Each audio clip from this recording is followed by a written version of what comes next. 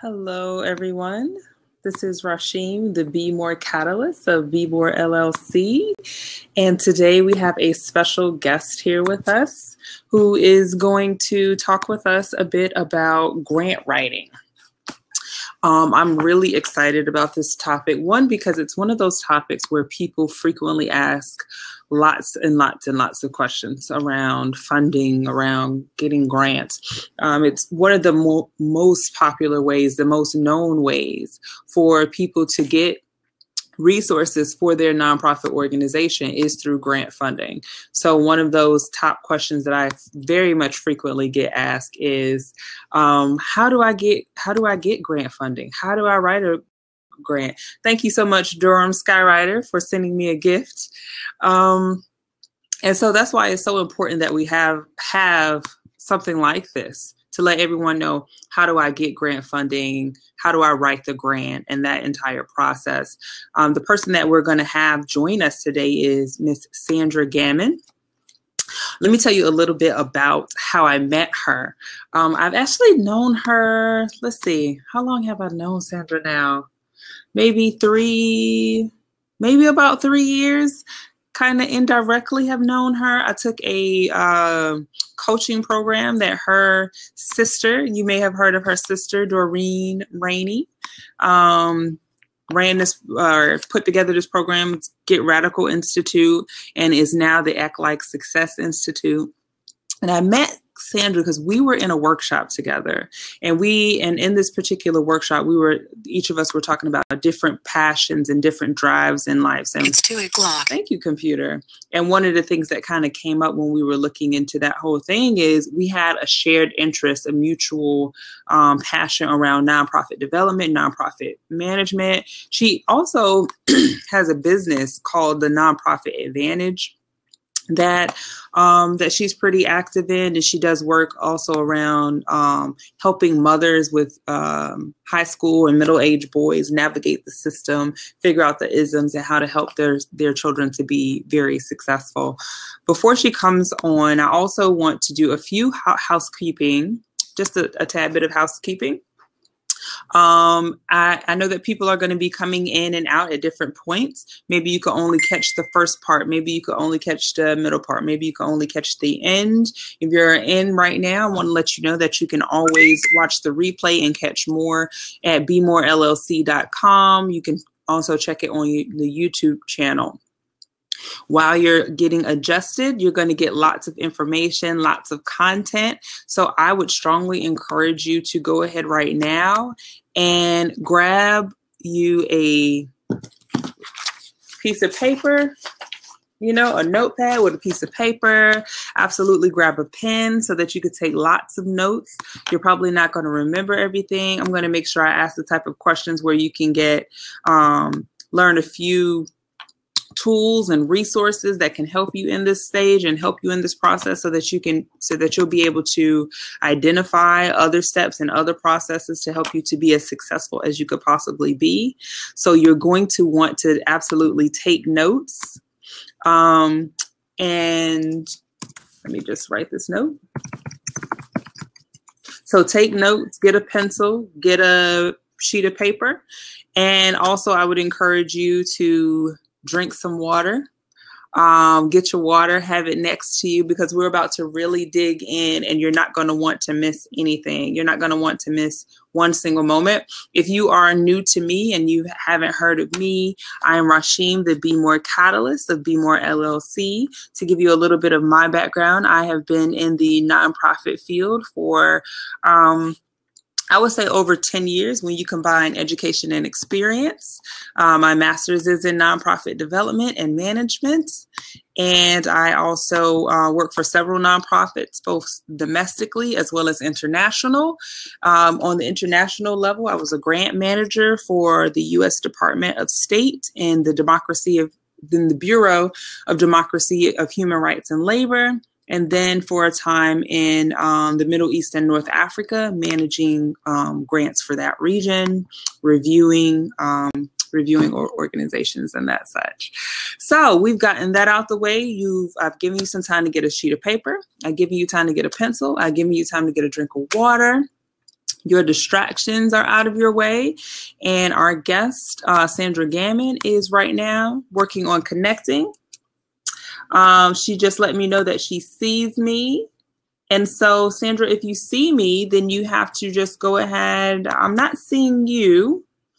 It allows me to only invite one of the guests. So I'm guessing there's an extra step that you need to take to connect. This is technology. And then also getting acclimated, to new technology, figuring new things out. That's one of the things that as a new and emerging nonprofit that you'll definitely be challenged with and get the opportunity to grow and learn with. Thank you for joining us, Ferry. And I am just right now looking forward to our guest, Sandra Gammon, to join us now. Let's see. So if you guys can think of any also questions that you know that you're going to have, please do go ahead and write them down right now in the chat. So that if you want to know how to write a grant, what's the first step? Because those are some of the things that I'm going to ask Sandra when she comes on. I'm going to ask her, where do we look for grants?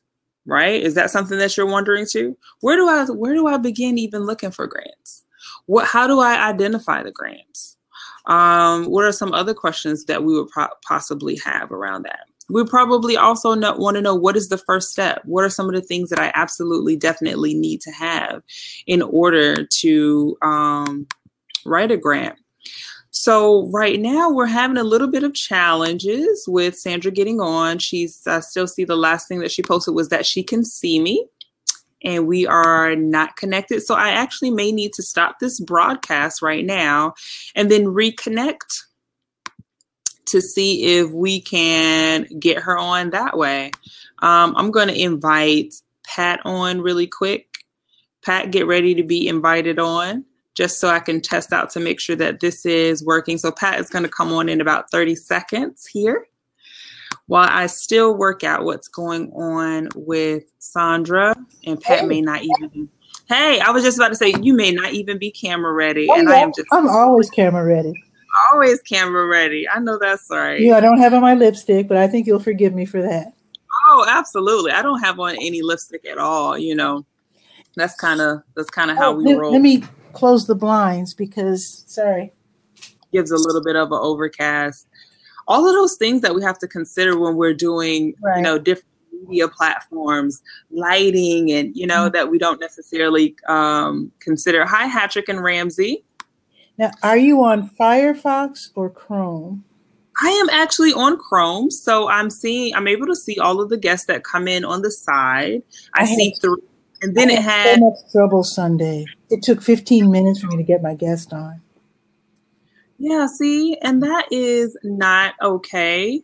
Mm-hmm. And now I'm trying to, and when you invite them on, is there an additional step that they need to take? Because she's saying that she's on the side and she can actually see it. Well, yesterday, my guest wasn't paying attention and she couldn't figure out why she couldn't get on. Then she realized that she hadn't clicked accepted. She was looking all over the screen and hadn't realized that she has to click accept when you invite. Oh, I see. So right now, it doesn't even allow me to accept. Like, it doesn't even show hers coming up. But what she's working on doing right now is she is currently on Firefox, and she's going to switch to Chrome to see if that makes a difference. We were switching back and forth Sunday and rebooting and switching back and forth. I was having trouble with Chrome and was only using FireTalk on Firefox. Then Sunday, I was on Firefox. I said, folks, I know better than to try Chrome because I've had trouble. And they said, try it anyway. You've tried everything else. So I tried Chrome. And after a couple of tries, it did work. Right. So I think it's just glitchy. And I think I've been meaning to write Caitlin at FireTalk. And I think I will write her and let her know that you're having trouble too. Yeah. Especially in terms of like with guests coming on. Yeah. While she's getting ready, do you think of any questions that you would have? Like, I have my own set of questions that I know that people ask me all the time, and when it comes to grant writing, what they want to know. What would be something that you would like me to ask her while we have her? I took a grant writing class once, years Okay. ago. I've written 2 grants in my life, and I got funded twice. So I learned my lesson. So I think, to me, the most important thing is to keep your mind, don't focus on the money, but focus on what you're going to do with the money. A lot of people are like, ooh, if I could only get this money. Of course you need the money, but you really have to let them know.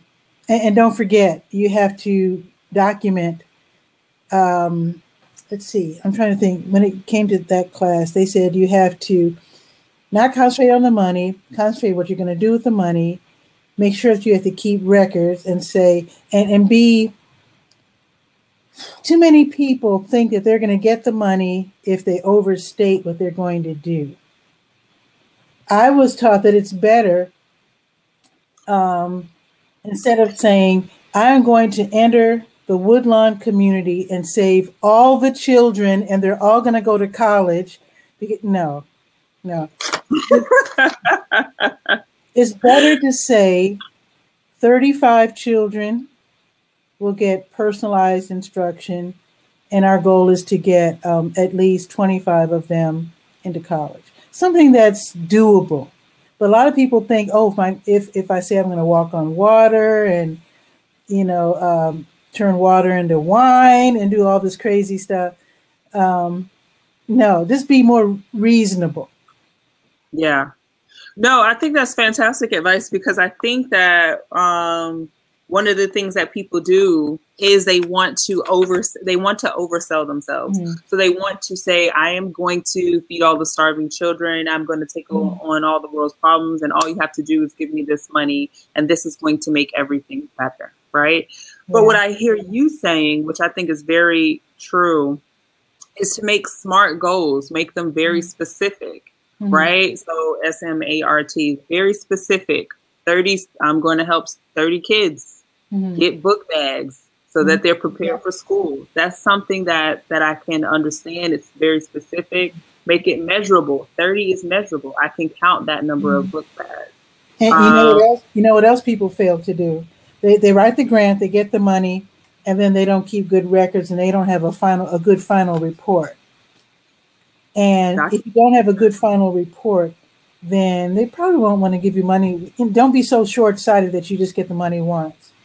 Because it's best to fulfill 80% of your goal than to overstate and fall short and only serve 20% of what you do 20% of what you said you were going to do. No, absolutely. I totally agree. Mm-hmm. So what Pat is talking about here is after the front end work is setting up the right goals, right? Being specific, measurable, realistic goals that are timely. I'm going to get this many book bags in this amount of time to serve this many students. And on the back end, having that documentation. Mm-hmm. That documentation definitely sets you up, because you can show a proven track record of not only what you've been able to accomplish, but you could show this was our goal and this is where we were to meeting that goal, or even sometimes this is where we were. Oh, yeah, that's even better. You can't do that if you don't document. Because they'll fund you again if you only show that you're being honest and that you're trying and that you're making some progress. But they're not going to give you they're not going to fund you next year if you said you're going to save all the walruses in South America and you just save 2 or 3. Right, absolutely. I think one of the things too that comes up when we talk about grants and we talk about funding is I think that people feel also like that the grant or the funding that they receive is going to be the thing that's going to solve all their organizational problems, when sometimes the resources that we have aren't used wisely or aren't used effectively. And that's really a result of operations management. And so what I say to that is have systems in place to properly manage what you're going to get and demonstrate that. Have a thought out process for when we get the money outside of the budget, of course, budget. But once we get the money, then where's it going to go? How many signatures is going to sign off on this? Which make sure that it's separate from our personal account. Is this going towards this? And then if you're accepting additional donations, where is that going to come through? Mm-hmm. If you use PayPal, which for some is okay, some people don't necessarily trust PayPal, so you may have to have some other systems, set up. So systems also are very important. You have something to add to that, Pat? I have one more thing to say.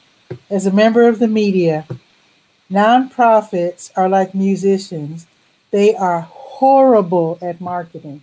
And that's not an indictment. That's an encouragement to those of you who remember that we're out here hoping to hear from you one of these days, because we're so busy. We don't have time to go down our list of 2 million nonprofits in town to see how they're doing. So when you get that grant, you need to write that press release. Hey, we got a grant and we're going to be doing this and we're looking for families that need this and that. And then in the midway point, you can say, boy, we are really doing great. We're feeding, 14 kids a week or whatever. And oh, this is really great. We want to thank our volunteers who came from, Dudley High School, and we really appreciate their parents, et cetera, et cetera. Then at the end, be sure that you have pictures. And people like me, local media, eat that stuff up. If you send us a picture or you invite us to an event like your graduation event, or in fact, I'm doing a photo shoot Saturday. A nonprofit is, they invited me to take pictures at their graduation. And we eat that stuff up. We love it, but we can't write about it if we don't know about it. So use the media, because the media can help. Your funders are going to be thrilled to know that you're taking this serious. A lot of people, and this is really harsh, what I'm going to say, it's extraordinarily harsh, I'm going to say it anyway. A lot of people, when they write grants, they're only creating jobs for themselves. They're not really doing a lot of what they're saying that they're going to do, which is why very often they only get funded once, and they chase, they become grant chasers. And that's very harsh, but it's very true. So if you show that you're not just trying to create a job for yourself, but you're actually out there doing the work, and you know how to use the media, you're going to get funded. So absolutely, yeah, use that media because you don't have to pay for it. So what that speaks to me too is a lot around events. Like, especially if you are recruiting and collecting and getting sponsorships for specific events. A lot of times I think nonprofits also think of themselves as they don't have anything to offer. We're just going to with our hand out. We don't have anything to offer, but you actually do, because you putting their name on your marketing material, you having their information on your billboard, or you even saying that this organization is supporting us is something, and that's something to barter and trade. Exactly. When you think of attracting donors and marketing and sponsorship, that's another revenue generating source that you can think of in terms of, and it's helpful, especially if you're doing an event and you're trying to get grant funding. One of the things that grant funders like to see is multiple partnerships. So if you're doing this activity for children to give them back book bags, go to the most unlikely places that you wouldn't necessarily think of. Check with Walmart.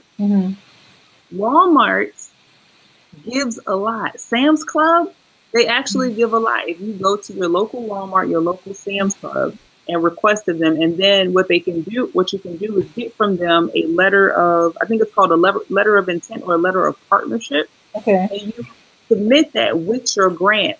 Because what that says to the people that you're submitting the grant to is not only am I going to do this, but I have community buy-in and business support. Exactly. Right? Or if you're going to have something at a local church, if you got a letter from that church, so they see it's not just you, because sometimes we do want to do something big and grand, and it's going to take more than just me. But if I can demonstrate that I have the church behind me, I have the community center, I have Walmart supporting, I have Best Buy donating this, and that's the bigger picture. Go ahead. Let the little guys help too. Now, a lot of people go to Duke Energy because they're huge players. So, and WRAL TV, and the guy who owns the the TV station also happens to own the baseball team, and he does a lot of philanthropic type work. So he gets chased down the street a lot, and not literally, of course. And so a lot of people, a lot of people go to the same players and use the little guys. Because I remember back home in Chicago, what we would do, we would have a back to school event in our little low income area, and we would let our little ghetto grocery store, Silver Foods, I'll never forget them. They would donate all the snacks, and they were just a little ghetto storefront, just raggedy, and but they were with the people, and so we would thank them in not the Skywriter. What was my paper called in Chicago? The South Side Scoop. So we let let the little guys help because they want to be appreciated. We would take out an ad in the newspaper, in the Durham Skywriter. I'm sorry, Southside Scoop in Chicago, and we would thank all of our partners, and that would include the little mom and pops. And anybody, people want to be acknowledged and they want to be seen as helping the community. So ask for help from the little folks too. I'm saying little, but you know what I mean. The mom and pops, the bodegas, the small, tiny little companies that maybe they can't even afford to give you anything, but maybe their sister-in-law can help fold envelopes or something and still throw a shout out. And just learn to appreciate any and all help. And to acknowledge it and to publicize it. Absolutely. I think one of the things that you said that is so cool and key in terms of like letting the little guy help or letting more people in is because it demonstrates that the community is involved in this. Yeah. And especially if you're talking about you're going to do this super big magnanimous thing, and then they ask you what is the size of your organization, and it's you and your cousin them. Yeah. It's you and mama them. Yeah. Right. They're looking at you kind of like, how are you going to do this? So these are some of the reasons that, I see Sandra now. So I can drop out, right? So, yes, you can. Thank you so much. I enjoyed talking with you. I enjoyed it too. See ya. So we are still on par for what we're going to do today. We're talking about grant management today with Sandra Gammon. She's going to share with us some tips for some effective and successful grant management writing. I am not going to give any more further ado. I'm just going to bring her in right now. So you're going to see her pop up on the screen over here in about 30 seconds. And so while we're doing that, I just want to give you a little bit of background on this fantastic woman. I met her at a workshop and we kind of bonded and connected over our mutual interest in nonprofit development. She has a background in social work. She currently is at Howard, what they call the Black Intellectual Mecca, higher education. And she is doing fantastic work over there. A lot of nonprofit professionals, I'm sure many of you know that so many of us come from the social work background. So many of us come from that helping tradition and helping profession. So my fellow sister nonprofit professional, as well as my fellow social worker, welcome. Oh my goodness. Ladies and gentlemen, this whole process of getting together to speak with you is exactly what happens when you go to try to submit a grant online for the very first time. Yes. There are glitches, there are passwords, there are there are uploads, and you didn't think it was going to be all that. So oh my goodness. Thank you so much for having me. I am so excited. And I see we have several people here learning about the wonderful work that you do and working with you and building nonprofits. Let me tell you a little bit about myself. I have 25 years of successfully grant writing, funded programs from the federal, state, and local level, and private funding. I have spent the last 15 years or so as a grant reviewer for the federal government, So not only do I write grants, but I review grants to say what should be funded and what should not be funded. I am the founder and CEO of the Nonprofit Advantage, and I love grant writing. I love teaching people about grant writing. And so, just to tell you a little bit about the Nonprofit Advantage, it is a woman owned minority small business dedicated to nourishing micro nonprofits by providing essential and tangible support. We specialize in three areas: grant writing. I teach grant writing for you to do the grant writing. We provide a case management portal for those of you who run small nonprofits. By having a formal case management system, you can pull data and information and anecdotal information that will strengthen your grant writing. And then we provide IT support with my partner, Admit. So let's talk about grant writing. How many people have written a grant before? So if you've written a grant before, push 1 in the live chat. And if you haven't, then push 2. Okay, I see Durham Skywriter has written a grant before. Grant writing is one of several ways that you can fund the work that you do. So when you have a program with some goals and objectives, with some people that you want to help, grant writing is a way for you to support that program. Documentation, information, formal systems is really what you need to have before you sit down to write a grant. So if you're working with Rashim, I'm sure you have done your mission statement and your value statement, and you've talked about who you're going to serve and how you're going to serve them. So with grant writing, you take that information and find people who want to give you money to do what you do.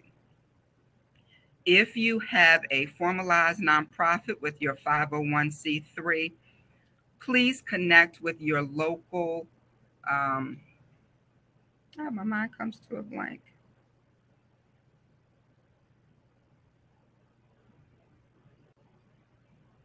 Live Out Loud. What is United Way? If you have a nonprofit, you should be a member of United Way. They have micro grants that you can get anywhere from $500 to $1,000. 500s will get refreshments for a support group. It will get you printing. It will pay for your website, possibly your cell phone. So I believe in a lot of little grants to start off with so that you can have a proven track record of properly managing the money. And I think Pat talked about that earlier, about how when you ask for $20 to take clothes to the dry cleaners for the homeless folks, you want to make sure that you have a receipt from a dry cleaners for $20 so that you can prove that this is how I spent the money. Not that you took $20 and went to the laundromat and washed the clothes for $10 and then spent the other $10 on getting him a boxed lunch. Even though you took the $20 to work with a homeless individual, you didn't do what you said you were going to do. So, how do you find? I feel like already you said so much. I know you're about to really get into it, but for everyone listening, please do take notes. She's kind of just dropping bombs. You could tell when somebody's good at what they do because they just drop bombs and they don't even know that they're dropping bombs. And you're like, whoa, I gotta judge these. So I love what she said about, because she talks about the why of it. She talked about the why of why would you get a grant? It's program support. Right. That's one of the main reasons. And she talked about one of the ways of how, in terms of like, how do you utilize what you already have? You already have a vision statement. You already have a mission statement. What that is that is your North Star that points you in the direction of who you should be in alignment with. You don't look for the grant and then then build your vision or mission statement around it. Your vision and mission should be the North Star that tells you. So when you're thinking, who do I go get a grant from? Look at your vision and mission statement. Look at other organizations who align with that. And she also talked about, she gave a resource. I hope you guys wrote that down. United Way. Look for micro grants and how that can fund your programming. And she also talked a little bit about the post work in terms of tracking, keeping your receipts, and providing proof. Go ahead, Sandra, take it away. Oh, okay. All right. So can you, for those who are watching today, can you let me know what kind of programs you have? What services are you providing? What is it that you want to do? Do you want to help children with AIDS? Do you want to help with the homeless? So that when I give examples, I can kind of pinpoint and tailor what it is that you guys are already doing. And I know there's some, I could tell you that there's quite a few that focuses also on youth development, and also for people who are watching the replay who you can't write something right now. And let's just let them know too, because I know people are going to be hopping on and off at different points. Right. Let them know also right now where they can, if they can reach out to you and if they can ask you a question, or if they can, or if they can access some resources that you might have. Durham said before she became a journalist, she wrote a couple of grants for short-term programs to help neighborhood kids. Okay. I know a lot of people are doing things around that. And that is wonderful. Now, the interesting thing is when I got my bachelor's degree. Uh-oh. Looks like the screen froze for a little bit. Technology. I'm going to refresh. Do I want to reload? I don't want to lose everyone, so I'm going to give it a moment to see if Sandra's screen unfreezes and see if we can get back connected. But if not, what I'll do is I'm just going to go ahead and exit out because she was about to give a great example from what Pat just shared. So I'm going to X that out, and then I'm just going to invite Sandra back on.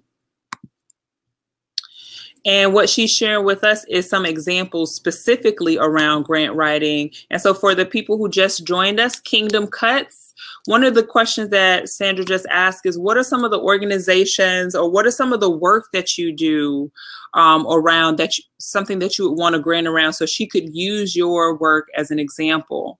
So if you think of what is something that you have written a grant for, what is an organization or some mission-based work that you are interested in, then definitely type that into the chat section so that you could let her know, and she could use specific examples kind of tailored to exactly what it is that you're saying and make it more specific to what your individual needs.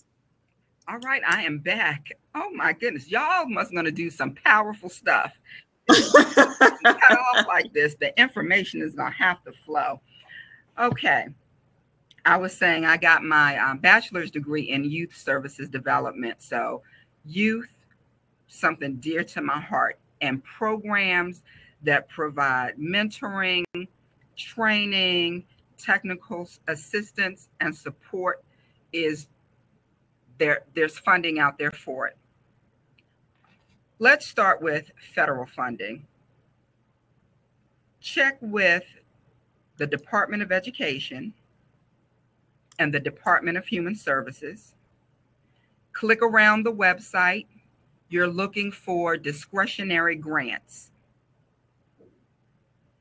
And what that means is that whatever program that you have, it will fit into that wide pot of funding, as long as you're serving the youth. When you look at a grant application, you look at the reason they're giving the funding. They're going to give you several paragraphs on why it's important to the nation, to the state, and to the community. If they say they want a youth services program to provide mentorship, which includes tutoring and outings and recreational activities. Then you're going to write a grant that provides tutoring, mentoring, and education programs. Whatever the grant asks for, those are the words that you want to use. Now, mentoring. Mentoring has several synonyms. So it could be partnering, it could be friendship groups, it could be um, outreach. All of that falls under what a mentor does. So all you have to do is take those words and put it under mentoring, because mentoring is the title that they want to use. You're going to provide the activities to make that mentoring. If you are providing emergency shelter to homeless animals, so you're going to look at the forestry, and you're going to find programs and grants for wildlife. And again, you're going to look under discretionary. And they might have funds to build fences, to build shelters, to buy food, to keep the website, to provide information for emergency preparedness. So whatever area that you're working in, there's a federal agency that oversees that whole area. So you find the federal agency, you go to the website, and you find discretionary grants. Now, here is the most pressing part about grant writing that you should know. It is a short-term turnaround. Usually, you will have no more than 30 days to respond to a grant. By the time you see it, a couple of weeks may have passed. So one of the things that I do at the Nonprofit Advantage through the grant writing course is to help you create standard blogs of what would need to go into that grant. Everyone's going to ask for your history. Can you give the history of your organization in one paragraph? Can you give the history of your organization in 3 paragraphs? And can you give the history of your organization in 5 paragraphs? If you can do 1, 3, and 5, you've already taken care of a major chunk of a grant requirement. Then they're going to ask for your plan, your program, and you're going to write what it is that you're going to do. If you are working with victims of domestic violence, you are going to partner with a crisis line. You are going to provide domestic violence programs and services through support groups. You are going to provide psychoeducational information to victims of support groups. You are going to, pay for the app for emergency calls. There's a new app where you can put a something like a flash drive into your telephone where you would put your headphones. And so it serves as a wrist guard.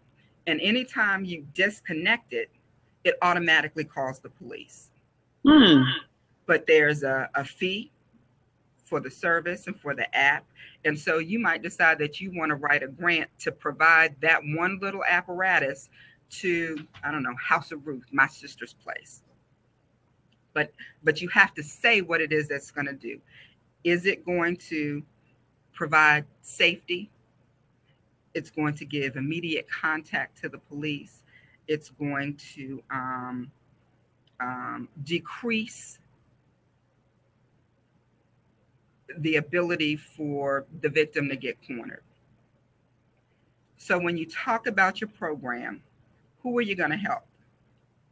How many are you going to help? How are you going to help them? And what does that help do for the individual? I love that. I think one of the things too, and I hope that, I'm echoing. Let's see if I can do that. Can you still hear me? Yes, I can hear you. I hope you can still hear me. I can hear you. You can hear me? Okay. I just did that to eliminate the echo. Great. So one of the things that I love that I heard you say, Sandra, is around really not only getting ready, but staying ready. Mm-hmm. And how that's so important, because that turnaround time is real. And you might have just heard about this grant 2 weeks ago, but it might have already been around for like, a week or so. And so what that means is that you need something like what the Nonprofit Advantage can offer that Sandra just mentioned is a template, basically. Yes. And in that template, you have some of the basic things that they're going to ask you, no matter what the grant, no matter what type it is, no matter how it's set up. They're going to ask you the history. They're going to ask you your plan. They're probably going to ask you your budget. They're going to ask you that there's certain things that they're going to ask you that you don't want to have to scramble for if you need this to be turned around in 30 days. So that's very important. That's very key. And I hope that you wrote that down. Also, in the grant, another thing that I heard Sandra say is write exactly what you say you're going to do and then do that, as well as make it clear and specific and give them all the who's, give them all the what's, the how's, and the why's, so that they're not having any questions. Leave no question marks over their head, no confusion about what you're going to do, because the second they're confused, that's a reason for them to push it away. The second they have a question in their mind that your paperwork isn't answering, that's a reason for them to push it away. So absolutely look into that. And I also remember what you said about just looking for discretionary grants as well, just to do a quick recap. All right, take it away. So it's not hard to get that first grant, but it takes a lot of work to get a grant. The work, the time, and the effort that you put into grant writing way exceeds the actual amount of cash that you get. And Rashim talked about budgeting before. You should always have a standard budget. Even if you aren't formally a nonprofit yet, you have a website that you pay for, you have a cell phone that you pay for, you have mileage that you pay for, and you have printing that you pay for. Now, if it's your private cell phone, it's still the budget. If you are printing from your computer at home, you're paying for ink. Every time you get in the car and you drive, it's mileage. So you already have a budget. It's just that you are donating to your organization because you're covering the cost. And so when people tell you, if somebody says, well, you don't have a budget, we don't know if you can manage money, by using what you already do and by putting it in a budget format, you can present the fact that you at least know how to keep track of the funding. People want to give money. That's why there are 50 bazillion foundations. They want to give money, they want to make change, and they want to work with people who are committed to making the change and keeping the proper documentation for that. So let's talk about, we've talked about the different elements of a grant. If you were to go on the Federal Register, where you see the federal grants at, I encourage you to find your government agency that covers the work that you want to do, and just click on a grant, just so that you can be overwhelmed without having to respond, so you can take a deep breath and really see what is required of you. But there's a very important section that you can find in most of the grants, and it's called the evaluation section. The evaluation section will tell you what the funders are looking for.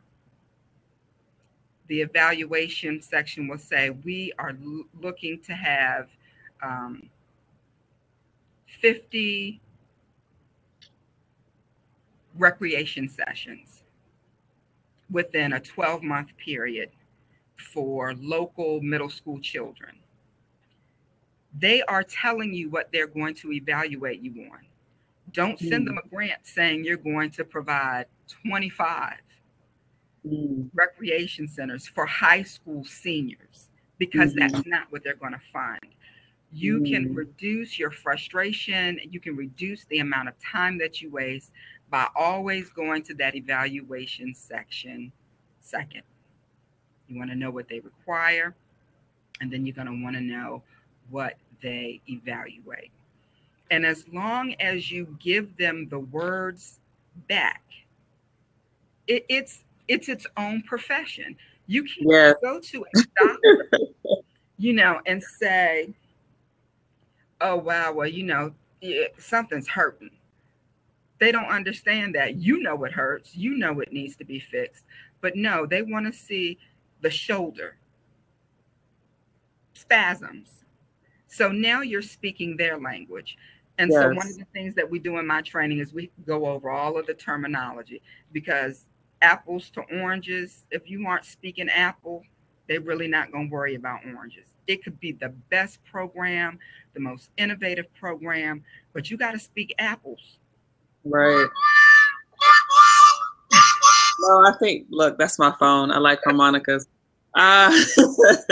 That's so true, because one of the things that I've learned in terms of grant writing and program development, I don't know how many people watch Sesame Street, but when I watched Sesame Street, when they were trying to teach you to read, they would show you a picture of a bird and then they would give you a bird, right? So that's basically what they have in the grant. When they show you the picture of a bird, they want you to write out bird. If they show you a picture of a bird and you write out a cat, they're like, nope. So do bird. Give them what they say, what they're asking you for.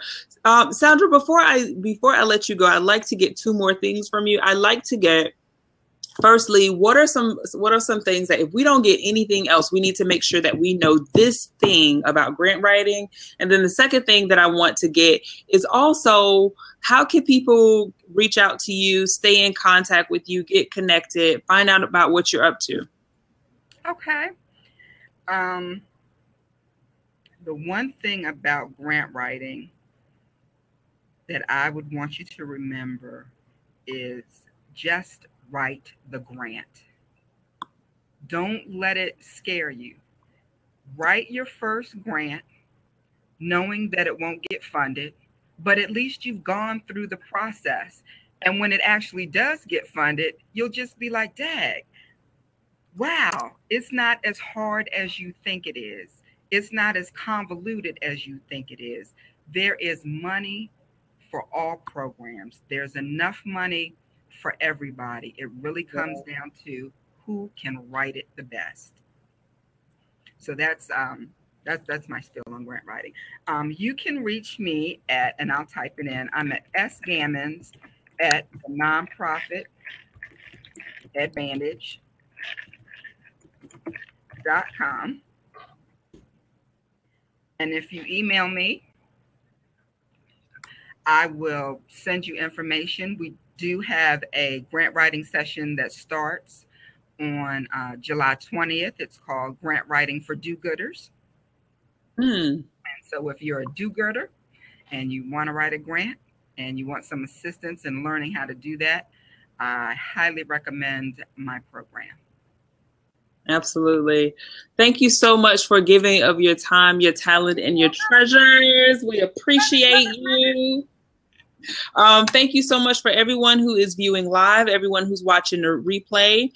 This is Rashim, the Be More Catalyst. You can always find me at bemorellc.com. If you like this, you're absolutely going to love what I have in store for you later as well.